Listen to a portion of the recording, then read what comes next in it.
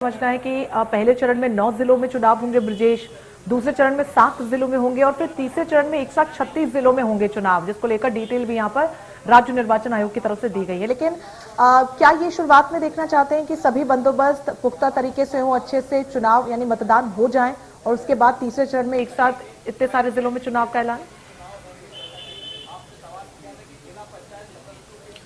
बिल्कुल, देखिए इसीलिए 3 चरणों में चुनाव कराए गए हैं। हालांकि निर्वाचन आयुक्त ने यह भी कहा है कि उनके पास सीमित संख्या में ईवीएम मशीन है और इसीलिए 3 चरणों में लंबा गैप दिया गया है। पहले चरण की बात करें तो 22 दिन का गैप है, दूसरे चरण की बात करें तो 18 दिन का गैप है।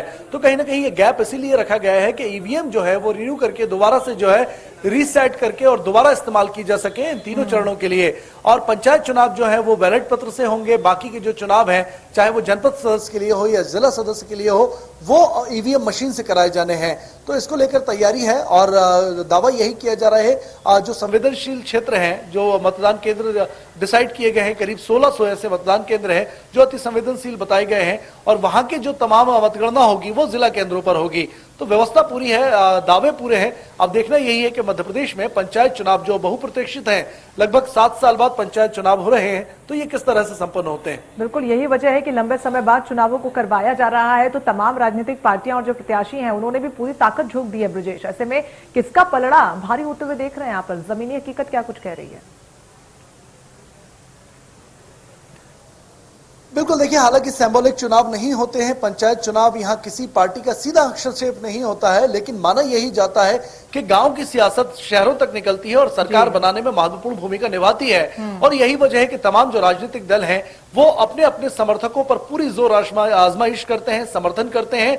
और अभी अगर हम 2014 की बात करें तो लगभग 72% जो प्रतिनिधि हैं वो बीजेपी सपोर्टेड है, यानी कि बीजेपी का जो काम है वो पंचायत स्तर पर काफी तगड़ा है। और यही वजह है कि निचले ग्रामीण स्तर पर भी कार्यक्रम आयोजित कराने में बीजेपी को किसी तरह की कोई समस्या नहीं आती है, चाहे वो भीड़ जमा करनी हो या कार्यकर्ताओं के कोई सम्मेलन हो इस तरीके से। और माना जाता है कि ग्राम पंचायत से ही सत्ता की, प्रदेश की सत्ता जो है उसकी चाबी निकलती है। तो पूरा दम यहाँ पर राजनीतिक दल भी अप्रत्यक्ष रूप से लगाते हुए नजर आ रहे हैं और जो चुनाव के लिए लड़ने के लिए तैयार प्रत्याशी हैं वो पहले से ही पूरी तैयारी करके बैठे थे। जब सीएम ने यह ऐलान किया था कि पहले परिसीमन निरस्त किए गए थे, उसके बाद कैबिनेट की बैठक में 15 दिन पहले आरक्षण निरस्त किए गए, तब से ही लगातार मध्य प्रदेश में जो सरपंच हैं, पूर्व सरपंच हैं या जो नए प्रत्याशी हैं वो चुनाव लड़ने को आतुर हैं और पूरी तैयारी में चुनाव की हैं। बिल्कुल, मतदान का जो समय है वो भी सुबह से 7 बजे से 3 बजे तक रखा गया है। क्या लगता है, क्योंकि अमूमन हमने जो समय देखा वो कम से कम 5 से 6 बजे तक का रहता है? बिल्कुल, देखिए सीजन ठंड का है और कोविड गाइडलाइन का पालन भी कराना है। ऐसे में जो वक्त है उसको थोड़ा कम किया गया है, 5 बजे की बजाय 3 बजे तक मतदान होगा। हालांकि सुबह 7 बजे से ही मतदान केंद्रों पर मतदान शुरू हो जाएगा और जो चुनाव प्रचार की म्याद जो होती है वो 12 घंटे पहले चुनाव प्रचार बंद होते हैं, लेकिन 24 घंटे की गाइडलाइन नई तय की गई है। कुल मिलाकर कोविड गाइडलाइन के अनुसार चुनाव कराने की ये पूरी कवायद है और कोशिश यही है कि किसी तरीके का खतरा ना हो और चुनाव कहीं ना कहीं ये चुनाव जो है वो ग्राम पंचायतों में, गांवों में कोरोना के सुपर स्प्रेडर साबित ना हो, इसको लेकर ये तमाम गाइडलाइन तय की गई हैं।